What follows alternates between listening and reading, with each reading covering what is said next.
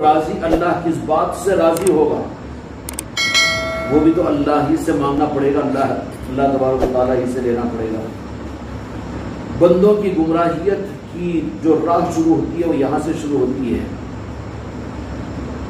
کہ اللہ تبارک و تعالیٰ کی خوشنودی اور اللہ تبارک و تعالیٰ کی رضا کو بھی بندہ وہاں پر آزاد ہو جاتا ہے اور مطمئن ہو جاتا ہے کہ اللہ نے قرآن دے دیا ہے، اللہ تعالیٰ نے انبیاء کو بھیج دیا ہے۔ اب یہاں پر یہ سوچ آدمی کو آ جاتی ہے کہ بس اللہ تبارک و تعالیٰ نے چک آؤٹ کر دیا، اب کیش تو اپنے ہاتھ میں آ گیا۔ یہ بمانے الفاظ دیگر کے یہ کہ جیسے چک ہاتھ میں آ جائے تو سمجھتا ہے کہ اس نے ہاتھ کاٹ کر دے دیا ہے، باؤنڈ ہو گیا ہے۔ رب کی ذات وہ ہے جو باؤنڈ نہیں ہو سکتی اور کوئی اس کو باؤنڈیڈ نہیں کر سکتا۔ اللہ تبارک و تعالیٰ احکم الحاکمین ہے اور پوری قدرت کا مالک ہے، پوری قدرت کا۔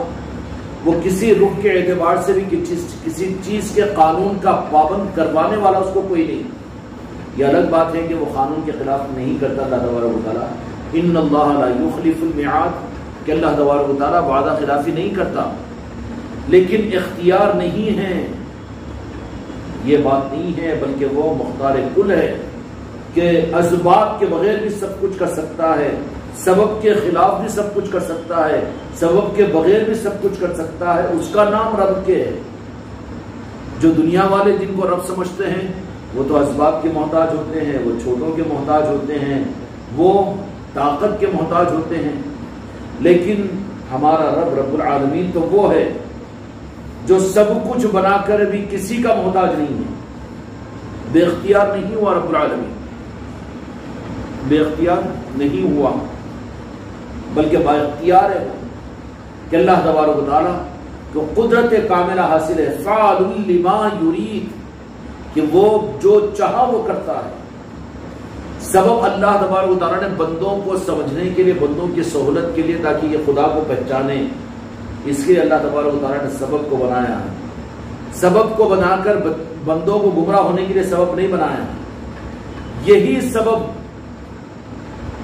اگر سبب سے رب کو پہچانو تو حق ہے، اور سبب اس کے ذریعے سے رب کو نہ پہچانو یہی تو گمراہیت ہے۔ ہدایت کیا، گمراہیت کیا؟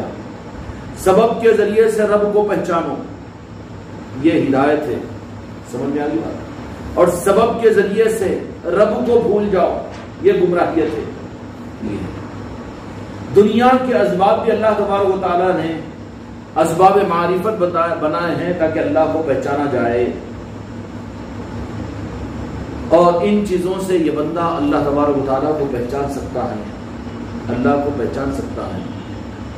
تو ان معاملات کے اندر میں تو ہمارا رخ یہ رہے کہ ہم اللہ کو پہچانیں، اللہ تبارک و تعالیٰ کو مانیں۔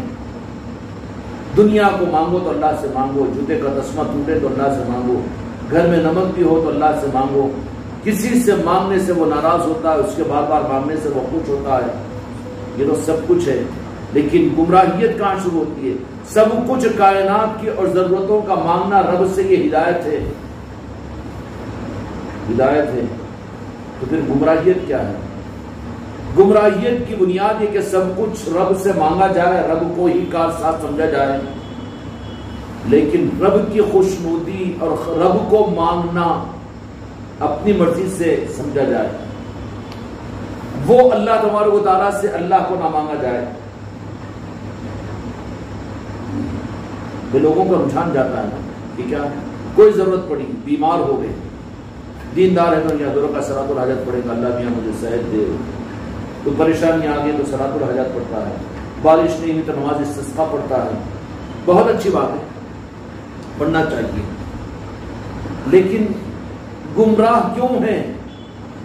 گمراہیت کی بنیاد مسلمان اسلام کو لے کر، قرآن کو لے کر بھی گمراہ کیسے ہوا کہ ساری چیزوں سے اللہ تبارک و تعالیٰ سے مانگتا یہ ہے، لیکن اللہ کی رضا اور اللہ کی خوشنودی کے مانگنے میں اللہ سے نہیں مانگتا، یہ وہ قرآن سے مانگتا ہے، وہ کسی اور سے مانگتا ہے، وہ کسی اور ذریعے سے مانگتا ہے۔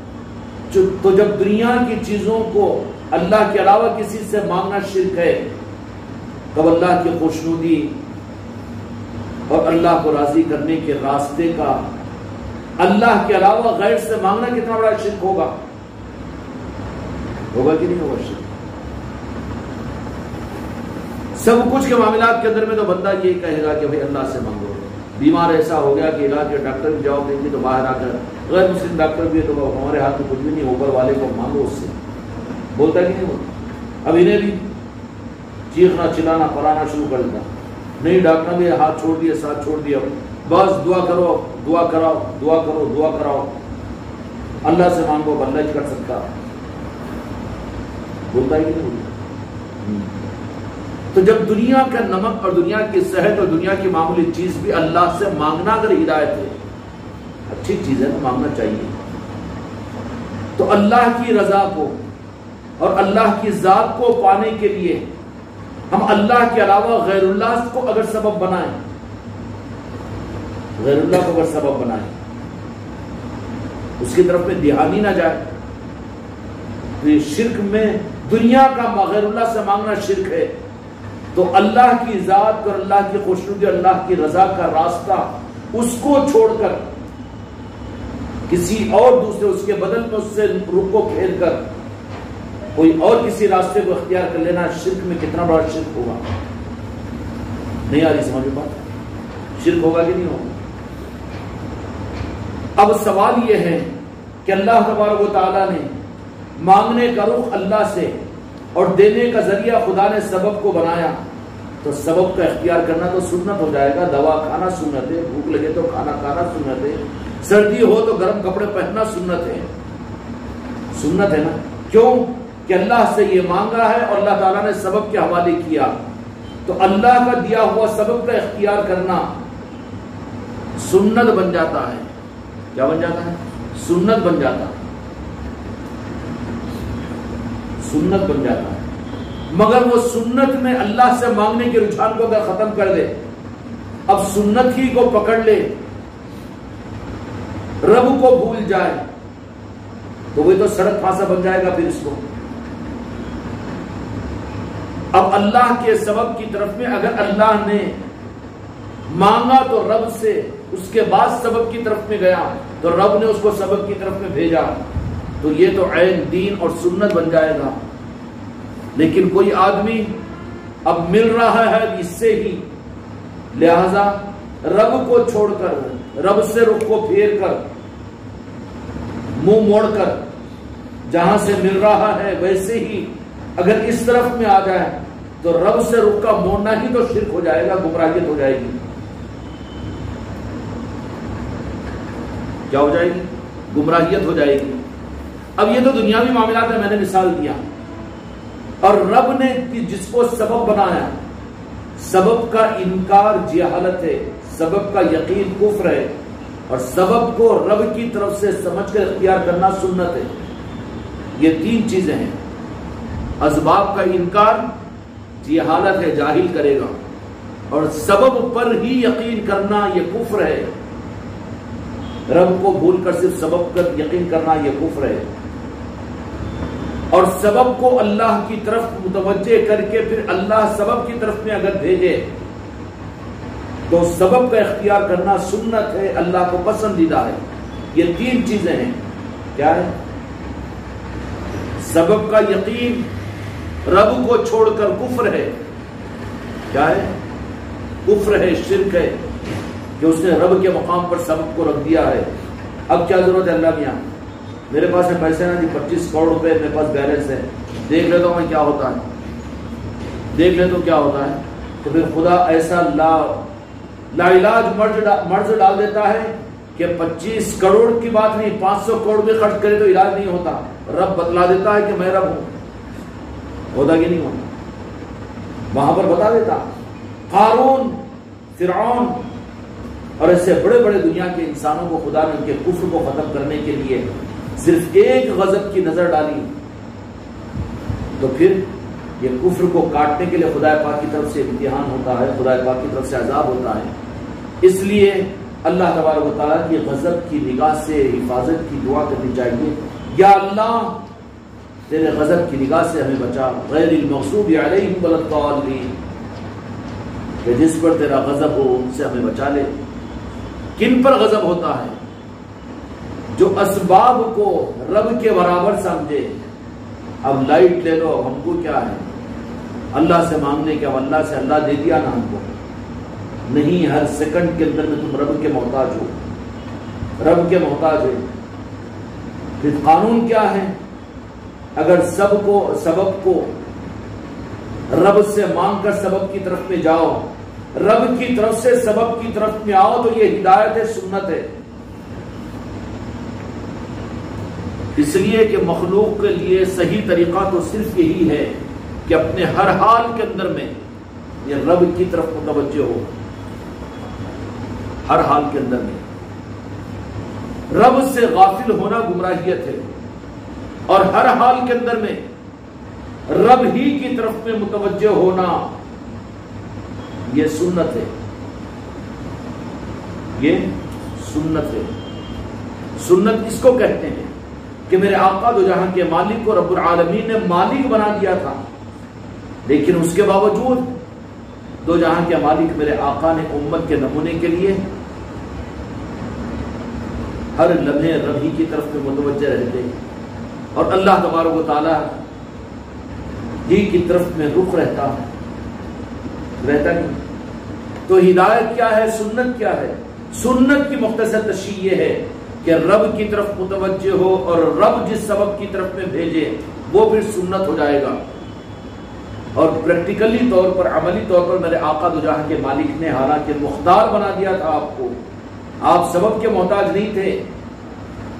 رب العالمین نے میرے مصطفیٰ کو تصرفات عطا فرمایا تھا، اور ان کی صفات کو بدلوا دیا تھا، اور ان کی حیثیتوں کو بدلوا دیا تھا۔ کنکریاں ہاتھ میں لے رہی ہے تو وہ پھر کلمہ پڑھ رہی ہے، اور ہنانا ستون ہے کہ وہ آپ جدا ہو رہے ہیں تو اس کے اندر سے رونے کی آواز آ رہی ہے۔ پتھر ہے کہ آپ کو سلام کر رہے ہیں، سانپ ہے کہ آپ کو پہچان رہے ہیں، جنگل کے جانور ہے کہ آپ کو آ کے سجدہ کر رہے ہیں۔ ہو رہا ہے کہ نہیں ہو رہا؟ میرے آقا پر تو اللہ تبارک و تعالیٰ نے کائنات کو نچھاور کر دیا تھا کہ میرے محبوب آپ جیسا چاہو استعمال کرو، میں رب ضرور ہوں لیکن مالک آپ ہے، اور مالک کا مکمل تصرف ہوتا ہے۔ کیا ہوتا ہے؟ تصرف ہوتا ہے۔ اور میرے آقا کو رب العالمین نے متصرف بنا دیا، انا قاسم، کہ میں ہی تقسیم کرنے والا ہوں دنیا کو، اللہ نے مجھے مالک کائنات بنا دیا ہے۔ تو پھر سنت کیا ہے؟ سنت یہ ہے کہ کسی بھی معاملے کے اندر میں آدمی پہلے متوجہ کس کی طرف میں ہو؟ رب کی طرف میں ہو، پھر رب العالمین جس طرف میں بھیجے وہ سنت قرار دیا جائے گا۔ اور کوئی آدمی کسی معاملے کے اندر میں رب کو بھول کر، رب کو بھولنا ہی گمراہیت ہے، رب سے نظر کا ہٹانا ہی گمراہیت ہے۔ میرے مصطفیٰ خود مالک ہونے کے باوجود اور متصرف ہونے کے باوجود ہر حال کے اندر میں رب کی طرف میں اپنے معاملات کو اور ہر چیز کو رب کی طرف میں منسوب کیا کرتے تھے۔ ہدایت بتا دیا کہ ہدایت کے اصل بنیاد یہ ہے۔ جب دنیا کے معاملات کے اندر میں یہ سنت ٹھہرا کہ کسی بھی معاملے کے اندر میں کوئی بھی معاملہ ہو جائے، ایک سانس اندر گئی ہوئی ہو، دوسری سانس اٹک رہی ہو، تو کدھر متوجہ ہو جانا چاہیے؟ رب کی طرف یا آکسیجن کی طرف؟ اب رب کی طرف متوجہ ہو، اس کے بعد میں آکسیجن کی طرف میں بھیجیں، ڈاکٹر کی طرف میں بھیجیں، حکیم کی طرف میں بھیجیں، وہ ٹھیک ہے، لیکن پہلے ایمان کا تقاضا کیا ہے؟ کس کی طرف متوجہ ہو جانا چاہیے؟ رب کی طرف متوجہ ہو جانا چاہیے۔ اس کے بعد سنت کا مقام آئے گا۔ رب کی طرف میں متوجہ ہونا یہ فرض ہے، اسباب کو اختیار کرنا یہ سنت ہے۔ گمراہیت یہ ہوگی کہ رب کو بھول کر اسباب کو اختیار کرنا، یہ گمراہیت ہو جائے گی، شرک ہو جائے گا، کفر ہو جائے گا۔ اپنی کسی بھی، سب سے آخری مثال دے دیا، اور ہمیں ایک سانس بھی اگر اٹک رہی ہو، سانس بھی وزن ہو رہی ہو، تو پہلے فرض کیا ہے بندے کے اوپر؟ اللہ کی طرف متوجہ ہو، یا اللہ میں تیرا بندہ ہوں، تو میرا رب ہے۔ کوئی بھی تکلیف، کوئی بھی راحت، کوئی بھی خوشی، یہ نہیں کہ تکلیف میں اللہ کو یاد کرے تو انہیں ہوتا کہ بڑا بڑا خود غرض ہے، یہ اس وجہ سے زیادہ تکلیفیں ڈالنا شروع کرتا ہوں۔ کیا کرنا؟ وہ تو خالق رب ہے. تو صرف تکلیفوں پر رب کو یاد کرنا یہ وفاداری کا ثبوت نہیں ہے، رب والے ہونے کا ثبوت نہیں ہے، بلکہ بد ہونے کا ثبوت ہے. یہ تکلیف کے اوپر اللہ کو یاد کرنا یہ وفاداری کا ثبوت نہیں ہے. جیسے تکلیف پر بھی پہلے قدم کے اوپر فرض کیا ہے؟ فرض اور سنت کی بات عرض کر رہا ہوں. اچھا، کوئی فرض کو چھوڑ دے کے خالی سنت پڑھے، فرض بھی قبول ہوتا ہے کہ سنت پڑھ لے خالی تو فرض اس کا قبول ہوتا ہے؟ نہیں، مجرم ہو جائے گا. خالی سنت ادا کر لیا، بھائی فرض چھوڑ دیا، سنت قبول ہوگی کس کی؟ نہیں ہوگی. اگر تکلیف بھی آ جائے کسی بھی دنیاوی معاملات کے اندر بھی تو فرض کیا ہے کلمہ گو پر، مسلمان کے اوپر؟ کہ فرض اس کے اوپر ہے کہ اسی لمحے کے پہلے حصے پر رب کی طرف متوجہ ہو. آئی کس کی طرف سے؟ ٹال کون سکتا ہے؟ ہلکی کر کون سکتا ہے؟ مالک اور خالق کون ہے؟ کتے سے تو عبرت لے، ہم کتے سے تو عبرت لیں کہ وہ ناپاک جانور بھی ہے، لیکن تکلیف بھی ہوتا ہے تو مالک کی طرف میں بھاگ کر آتا ہے. خوشی بھی ہوتی ہے تو مالک کے پیروں کے اندر میں آتا ہے. یہ بندہ کیسا بندہ کہ خوشی ہوئی تو ادھر بھاگ جائے، تکلیف ہوئی تو ادھر آ جائے. تو پھر اللہ میں بولے گا یہ بڑا خود غرض بندہ ہے، تو مفاد پرست بندہ ہے، تکلیف میں مجھے یاد کر رہا ہے نا.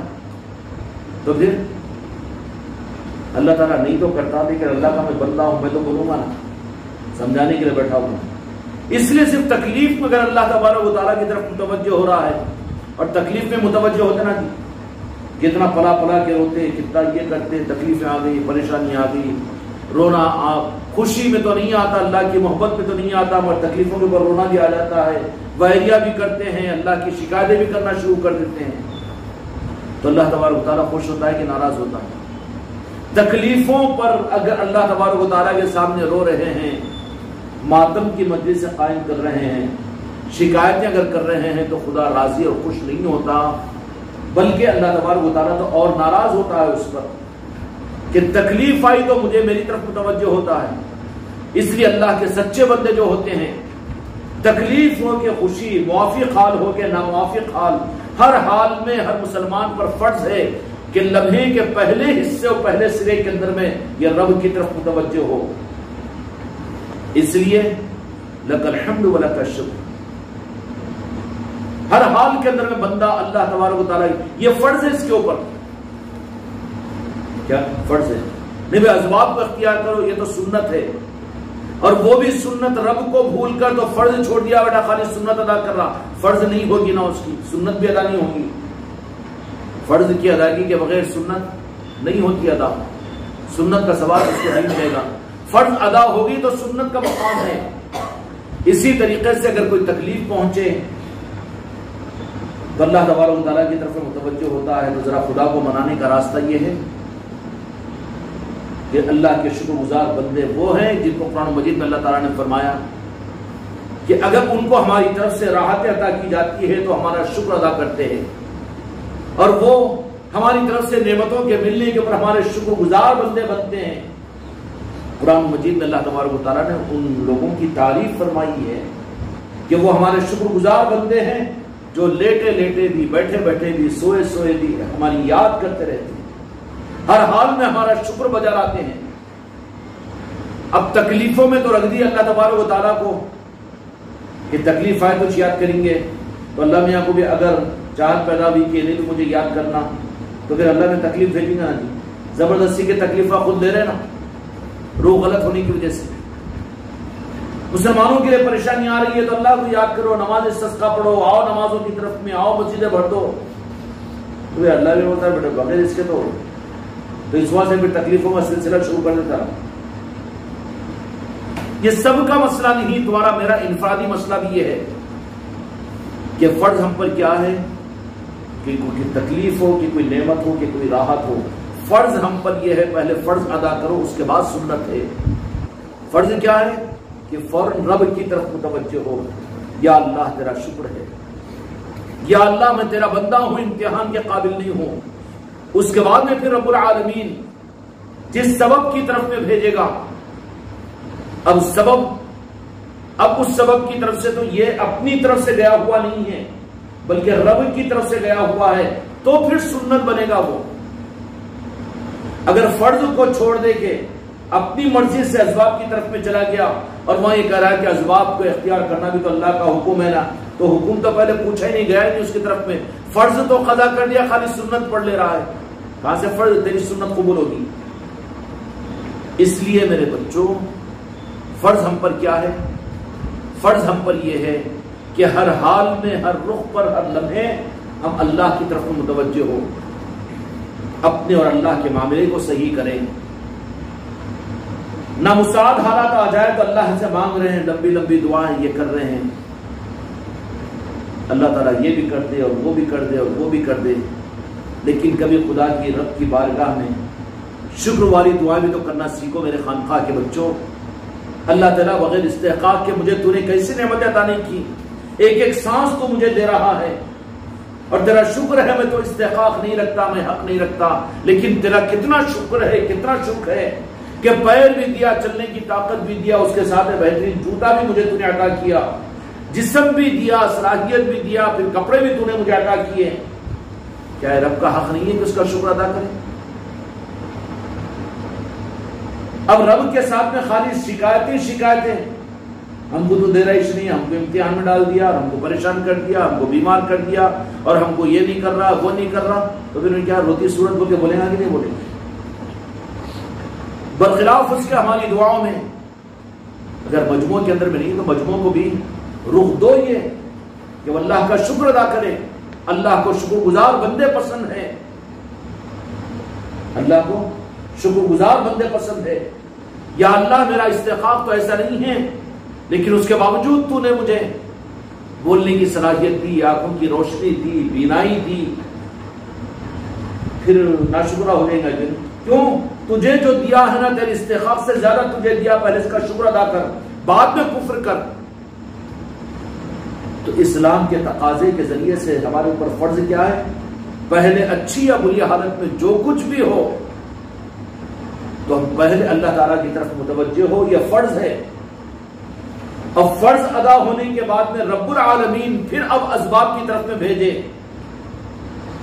اسباب کی طرف میں جا رہا ہوں دکان کو، رب میری دکان سے نہ میرا بنتا ہے نہ بگڑتا ہے، وہی دکان بعض اوقات خرچدار بنانے کے لوگوں کے جوتے کھلائے گی کہ نہیں کھلائے گی؟ خالی کروڑپتی بنتا ہے کہ نہیں بنتا، وہ تو اس کے اختیار میں۔ آٹو نکالا ہوں میں، وہ آٹو کا ایکسیڈنٹ ہو کر اس دن 5,000 کا نقصان ہو سکتا ہے۔ یا اللہ اب میں جا رہا ہوں، تیرا بندہ ہوں، پہلے فرض ادا کرو اللہ کی طرف متوجہ ہونے کا۔ جو یہ فرض ادا نہیں کرتا اور قرض رکھ لیتا ہے فرض کو، رب کو بھول کر، نہیں سنت ہے نا اللہ میں کرو ورنہ دنیا کی محنت، بیٹے تو فرض چور ہے، فرض کو چھوڑ کر اب سنت کی طرف میں آیا۔ تیرا فرض تو یہ کہ تو رب کی طرف متوجہ نہیں ہوا، رب کی طرف متوجہ ہونا ہر لمحے یہ فرض ہے میرے بچوں۔ خدا سے غافل ہونا یہ قرض ہے۔ کتنی غفلت خدا پاک سے، ہر ایک کی طرف میں ہم متوجہ ہیں لیکن اللہ سے غافل ہیں۔ ایسے غافل جو ہوتے ہیں خدا انہیں مردہ کہتا ہے، اور مردہ جو چیز ہوتی ہے وہ سڑ جاتی ہے، بدبو پیدا ہوتی ہے۔ اس لیے آج ہماری زندگیوں کے اندر میں غافل اور مردہ ہونے کی وجہ سے سڑان اور بدبو پیدا ہو رہی ہے، سنتیں ہماری زندگی سے نکل جا رہی ہے، رب کی خوشنودی ہماری زندگی سے نکل جا رہی ہے، نماز کی توفیق چھین لی جا رہی ہے، حلال ہماری زندگی سے ختم ہو رہا ہے، حرام کے راستے ہمارے اوپر کچرا ڈالا جا رہا ہے۔ کیوں کہ مردہ بن چکے ہیں، فرض ادا نہیں ہو رہا، قرض باقی رہ رہا ہے۔ فرض کیا ہے؟ فرض ہے کہ اچھی اور بری حالت میں سب سے پہلے رب کی طرف متوجہ ہو، ہر لمحے ہمارے دل کا تار رب سے جڑا ہوا ہو۔ کس سے جڑا ہونا چاہیے؟ یہ کیا ہے؟ فرض ہے، فرض ہے نا، اور فرض کا ادا نہیں کرنا قرض ہے، نہیں ہے۔ اس کے بندے ہو کر اس کی زمین پر رہ رہے، اس کے آسمان کے نیچے اس کی سانسیں لے رہے، اور پھر اس کو قرض میں رکھ رہے ہیں۔ تیرا کام ہے، ہاں تو پیدا کرا اس واسطے تو دیتے جا، ہم تیری نافرمانی کرتے جاتے، تیرے کو بھولتے جاتے۔ یہ ڈاکٹر اچھا کر دیا، اور انہوں میرے کو یہ پیسے دے دیے اور وہ ویسا ہو گیا، یہ میں لکھپتی بن گیا، میری وجہ سے میرا یہ ہو گیا، اس کو بھول کر مخلوق کو پہچان رہا ہے، فرض کو چھوڑ کر گمراہ ہو رہا ہے۔ تو مسلمانوں کے اوپر فرض، اور ہم پہ اور تم پہ سب سے پہلا فرض تو یہ کہ ہر لمحے ہم اللہ کی طرف متوجہ رہے۔ لا تلہکم اموالکم واولادکم عن ذکر اللہ، کہ وہ ہمارے بندے تو وہ ہیں کہ جن کے بستروں پر اور جن کے اٹھنے بیٹھنے پر ہم کو یاد کرتے رہتے ہیں۔ اللہ ان بندوں کو اب یہیں پر ذکر کے نظاموں سے غافل رہے تو سونے کے بستر پر اللہ یاد آتا ہے؟ کسی بھی صورت میں ہر لمحے اللہ کی طرف متوجہ رہنا۔ کیوں؟ رب کون ہے؟ الہ اور معبود کون ہے؟ رب کی ذات ہے، تو رب کو یاد کرنا فرض ہے، فرض ہے۔ اس سے غافل ہو کر فرض کا قرض رکھ کر اب سنتوں میں یہ خوش ہو رہا ہے کہ اللہ میاں بولے کہ دنیا دکان چلاؤ، کاروبار کرو، کھاؤ پیو اور موج مستی کرو، کاروبار کرو، گھر بناؤ، یہ کرو وہ کرو، یہ سب سنت ہے، سنت ہے۔ ارے پلید کے بچے، اب یہ قرضی ہے تیرا فرض کا، فرض ادا نہیں ہوا تجھ سے، اور فرض کا قرض لے کر سنتوں میں لگا، تیری سنت کہاں سے قبول ہوگی؟ اس لیے فرض کیا ہے؟ ہر لمحے اللہ تبارک و تعالیٰ کی طرف متوجہ رہنا۔ نہیں، جب اللہ تعالیٰ کی طرف متوجہ ہوتے ہیں تو یہ فرض کی ادائیگی ہے۔ اس کے بعد میں رب کی طرف جا کر فرض ادا ہو گیا تو پھر وہ رب بھیجے گا اسباب کی طرف میں، رب کے بھیجنے سے اسباب کی طرف میں آئے گا وہ، تو پھر وہاں پر اللہ تبارک و تعالیٰ نے فرمایا ایاک نعبد و ایاک نستعین، ہم تیری ہی عبادت کرتے ہیں، فرض ادا ہو گیا۔ ایاک نعبد و ایاک نستعین، ہم تجھی سے مدد مانگتے ہیں۔ اب وہ مدد کا چک دے کر، مدد کی نسبت دے کر اب تجھے دکان پر بھیجے گا، ڈاکٹر کے پاس میں بھیجے گا، صحت کی طرف میں بھیجے گا، راحت کی طرف میں بھیجے گا، دنیا کی طرف میں بھیجے گا۔ تو فَإِذَا قُضِيَتِ الصَّلَاةُ فَانتَشِرُوا فِي الْأَرْضِ وَابْتَغُوا مِنْ فَضْلِ اللَّهِ، کہ پھر ان کے لیے زمین پر اللہ کے حکم سے جانا ان کے لیے رحمت کا باعث بنے گا۔ پھر ہوگی کمائی تھوڑی لیکن اس میں سکون اور اطمینان، راحت، خوشیاں، اور زندگی بھی باغ و بہار کی ہوگی۔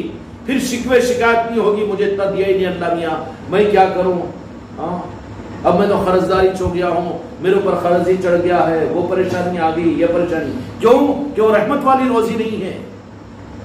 اب جو فرض ادا کر کے اللہ کی طرف سے اللہ تبارک و تعالیٰ حکم دیتا ہے کہ اب جاؤ تم، تو پھر وہ رحمت کی نسبت لے کر اور اللہ تبارک و تعالیٰ کی طرف سے مدد اور رحمت کا بیاج لگا کر اپنے کاندھے پر اب جاتا ہے تو اس کے دنیا کی زندگی رحمت بن جاتی ہے۔ فَإِذَا قُضِيَتِ الصَّلَاةُ فَانتَشِرُوا فِي الْأَرْضِ وَابْتَغُوا مِنْ فَضْلِ اللَّهِ، اللہ کے فضل کو تلاش کرنے کے لیے زمین پر پھیل جاؤ۔ کس کے لیے یہ؟ اب فرض کو بھول گیا، رب کی طرف متوجہ ہونے کے بجائے اب سنت سنت بول کے بیٹے دنیا کے پیچھے لگ گیا، تو فرض کو چھوڑ کر سنت ادا کرے تو سنت ادا ہوگی؟ نہیں ہونا، شریعت میں ہے نا، دین میں ہے نا۔ اچھا دنیا کمانا چاہے مگر ہر حال میں اللہ کی طرف متوجہ ہونا۔ اب ہر حال میں اللہ تعالیٰ کی طرف متوجہ کیسے ہو؟ غفلت یہ کیسے دور ہو؟ غفلت کیسے دور ہو؟ ہم تو غافل ہیں، ہم تو خالی تکلیف آئی تو اللہ کو یاد کرتے ہیں، کرتے کہ نہیں کرتے؟ راحتیں زیادہ ملی تو اللہ یاد آتا ہے۔ کچی چاول کچا دال ہے وہ تو لک الحمد لک الشکر اللہ اللہ بھی بولتا، اگر بہترین بریانی ہے تو ڈسٹرب ہوتا کہ غپ مارتے رہتا، اللہ یاد آتا نہ رسول یاد آتا۔ تب غافل ہے ہمارا دل، اچھا نعمت ملی بھی تو اللہ کی طرف متوجہ ہو، نہ مساعد کوئی چیز ہوگی تو اللہ تعالیٰ کی طرف متوجہ ہو۔ اور جو بندے صرف تکلیف پر اللہ کو یاد کرتے ہیں اور نعمتوں کے ملنے پر اللہ تبارک و تعالیٰ کی طرف متوجہ نہیں ہوتے، ان بندوں کے بارے میں اللہ نے فرمایا کہ ناشکرے بندے ہیں، اور ایسے ناشکرے بندوں کے لیے میں دی ہوئی نعمتوں کو چھین بھی لیتا ہوں اور دی ہوئی نعمتوں سے انہیں محروم بھی کر دیتا ہوں اور انہیں گمراہ کر دیتا ہوں۔ وَلَئِن كَفَرْتُمْ إِنَّ عَذَابِي لَشَدِيدٌ، اور پھر دکھ دینے والے عذاب میں گرفتار کر دیتا ہوں۔ دکھ دینے والا عذاب، دکھ دینے والا عذاب کیا ہے؟ ایک عذاب تو وہ ہے کہ ختم ہی کر دے وجود کو، آسمان سے پتھر پھینکا مر گیا وہاں. یہ دکھ دینے والا نہیں ہے. دکھ کا مطلب کیا ہے؟ زندہ رہ کر مارے. کیا کرے؟ زندہ رکھے پھر بھی مارے. مالدار ہے، کروڑ پتی ارب پتی، پھر بھی ہائے ہائے ہائے ہائے ہائے. اور عام مسلمان اہل شریعت بھی اللہ سے مانگو کہتے ہیں، لیکن اللہ تبارک و تعالیٰ ان بندوں کو کتنا ناراض ہوتا ہوگا جو دنیا کو تو اللہ سے مانگو کہتے ہیں، لیکن اللہ کی رضا، اللہ کی خوشنودی اللہ سے نہ مانگو. مسلک سے مانگو، جماعت سے مانگو، رزق سے مانگو. کس سے مانگنا چاہیے؟ دنیا جب اللہ سے مانگنے کا فرض ہے ہمارے اوپر، تو پھر دین بھی مانگنا اور حق بھی مانگنا اللہ ہی سے مانگنا چاہیے. اللہ سے مانگیں گے پھر اللہ تبارک و تعالیٰ پیروں فقیروں کی طرف میں بھیجے گا. اللہ تبارک و تعالیٰ دین اور شریعت کی طرف میں بھیجے گا. تو پھر اللہ بھیجا ہے تو پھر اللہ بھیجے گا تو پھر قابل بنا کر بھیجے گا. اس لیے اللہ کو اور حق کو مانگنا بھی فرض ہم پر یہی ہے کہ حق کی راہ کے مانگنے کے لیے پہلے اللہ کی طرف توجہ ہو. سمجھ میں آئی بات؟ ذکر ہم کر رہے ہیں، یا اللہ ذکر کر رہے ہیں، ہم کہاں قابل ہیں؟ اللہ کی طرف متوجہ ہو، اس کے بعد ذکر کرو. خانقاہ کی طرف میں آ رہے ہیں، کہاں خانقاہ کے جانے کے قابل ہے؟ اگر تو چاہتا ہے شراب خانے کی طرف تو خانقاہ کو آ سکتا ہے. آتے آتے وہیں رستے میں ڈیوائڈر پہ بیٹھ جاتا نا کہ انتظار کرتے ہیں بھٹی کا، اگر وہ رکا دے تو نہیں. یا اللہ یہ تیرا احسان و شکر ہے کہ تو حق نظاموں کی طرف نے ہم کو آگے بڑھایا. تو پھر اللہ تبارک و تعالیٰ اپنی رحمت کی نسبت عطا کرے گا، اپنی خوشنودی عطا کرے گا. اس لیے حق کے نظاموں پر بھی پہلے اللہ کو یاد کرنا چاہیے. سمجھ آ رہی ہے؟ اللہ تعالیٰ ہم کے ساتھ آگے بڑھائے. بحق لا الہ الا اللہ.